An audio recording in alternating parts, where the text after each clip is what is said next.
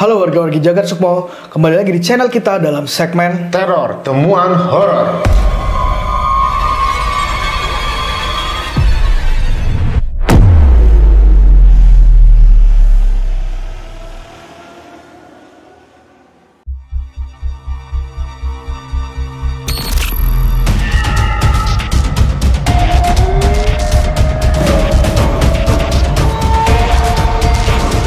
Jagat Sukmo.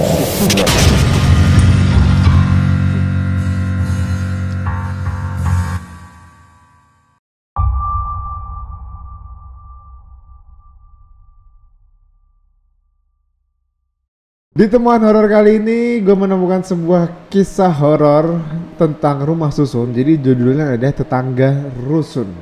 Ini gue temukan di Instagram Bacaan Tengah Malam. Oke. Iya. Langsung aja. Langsung aja. Jadi ini menceritakan seseorang laki-laki, gue kasih nama siapa ya? Si A. Gila kreatif banget. biar gampang. Iya, biar gampang. Gue kasih nama si A. Si A ini sudah tinggal di rumah susun di kota Jakarta ini sejak lahir. Oh, jadi rumah susunnya udah lama dong ya? Udah lama dia. Jadi dia tinggal di situ warisan bapaknya almarhum. Lebih lama lagi dong. Makanya. Oke. Sudah lama. Nah, dia ini adalah seorang laki-laki lulusan SMK. Oke. Dia lulusan SMK otomotif dan saat ini ceritanya nih dia adalah apa sih, tulang punggung. Oh, tulang punggung keluarganya. Oke. Jadi unitnya dia ini posisinya ada di kamar nomor 303. Artinya Lantai 3 nomor 3. Nomor 3. Oke. Nah, di unitnya ini dia posisinya di tengah-tengah nih, Bri. Jadi kalau mau masuk ke unitnya dia harus naik tangga ke kanan. Dia harus melewati nomor 305, 304, 303. Oh, berarti dia nggak ada lift ya? Nggak ada lift. Oke. Berarti dia ada di tengah-tengah nih. Nah, pokoknya dia harus ngelewatin kamar 305 dan 304. Oke. Di kamar 304 ini diisi seseorang pekerja namanya Mas Muklis katanya. Mas Muklis. Nah, si A ini nggak terlalu kenal karena dia orang baru nih ceritanya nih. Dan apa namanya, pulangnya malam mulu lah. Oke. Nah, di 305 itu ditempatin namanya Pak Dudung. Namanya Pak Dudung. Oke. Pak Dudung bersama istrinya. Nah, Pak Dudung ini adalah tipe orang yang tidak suka anak-anak. Oke. Nah, waktu kecil karena si A ini tinggal di rusun ini dari kecil ya, dia sering banget sengaja main di depan unitnya Pak Dudung. Terus dimarahin lah. Jadi emang sering gangguin tuh anak-anak unit ini. Nah, beda sama istrinya Pak Dudung ini. Istrinya Pak Dudung baik banget, sering ngasih makanan ke anak-anak. Nah, si A ini karena bekerja di bengkel yang shift-shiftan, jadi bengkel itu sampai malam. Dia shift-shiftan, suatu hari dia pulang jam 1 malam lah. Oke. Jam 1 malam, dia harus melewati kamarnya, unitnya Pak Dudung, unitnya Mas Muklis, baru unitnya dia. Iya. Nah, kebiasaannya Pak Dudung, gua flashback dulu. Kebiasaannya Pak Dudung adalah dia selalu ngerokok di depan kamar unitnya bersama istrinya nih. Oh, santai jadi, lah. Nyantai malam-malam gitu malam-malam. Oke. Ngerokok ditemenin istrinya sambil ngopi lah, ngobrol-ngobrol segala rupa. Nah, suatu hari istrinya meninggal. Waduh. Istrinya meninggal. Setelah berapa hari, ya kebiasaannya Pak Dudung kan ngerokok ya di depan unitnya. Itu masih diterusin tuh. Sendirian tapi udah gak ditemenin istrinya. Suatu hari si A ini kerja pulang dini hari nih, pulang jam sampai rusun itu jam 1-an lah. Oke. Naik ke atas ke kamar 305, jadi semua kondisi memang udah sepi kan, udah pada tidur jam 1 lah, udah sepi. Dia ngeliatin depan kamarnya Pak Dudung.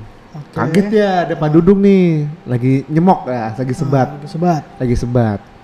Nah, kebetulan juga di depan kamarnya Pak Dudung itu lampunya mati. Yang nyala adalah kamarnya Mas Muklis, lampu terasnya. Jadi penerangan dari lampu kamarnya Mas Muklis. Begitu lewatin Pak Dudung, si A ini ngomong gini, "Si Pak Dudung, asik banget nih, nyantai nih," gitu. Terus disautin apa cuman? Gitu doang tuh. Dah, masuk ke kamarnya, masuk ke kamar mandi, bersih-bersih. Ibunya bangun lah. Udah pulang bang? Iya. Udah tuh. Ibunya caranya mau sholat tahajud nih, jam 1-an, setengah 2.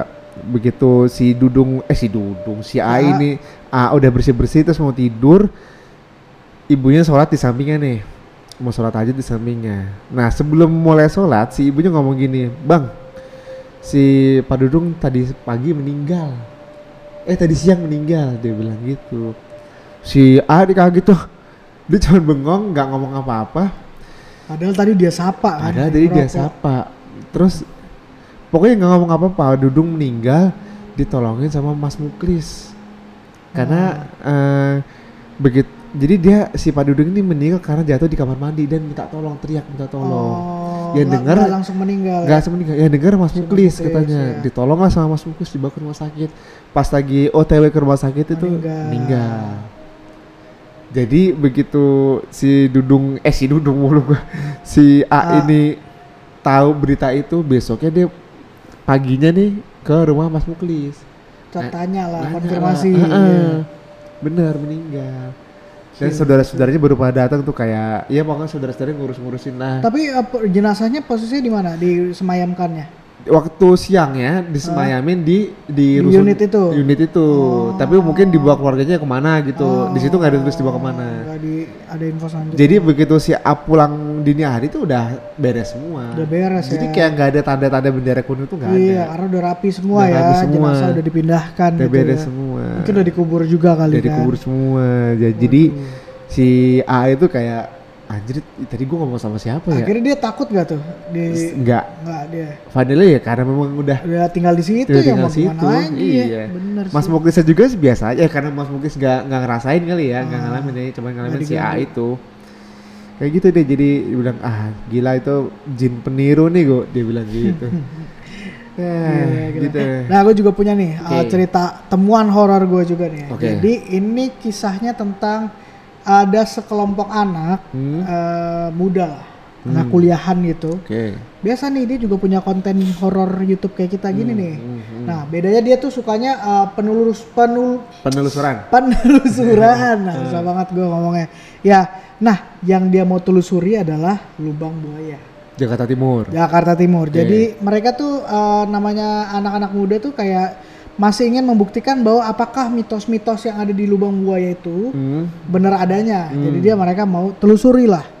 Datanglah di suatu malam, mereka lagi siap-siap nih, kayak masih jam 8-an. Mereka rencananya mau jam 11 berangkat ke sana. Malam? Biar sampai di sana tuh jam 12 malam. Kan mereka mau membuktikan kan kalau mitos-mitos di sana, cerita-cerita horornya beneran apa enggak gitu kan.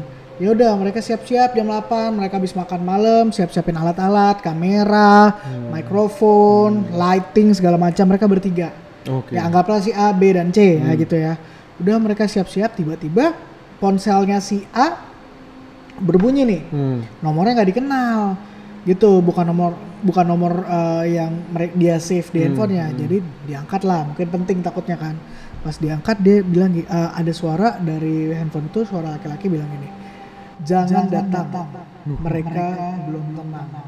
Serem banget. Jangan datang, mereka belum tenang. Habis itu udah mati. Terus dia udah bingung, ini apa sih? Mungkin orang iseng kali kan. Menurut kata si A, ya udah dia nggak cerita ke teman-teman yang lain. Dia udahlah, dia lanjutin aja deh. Dia tetap packing.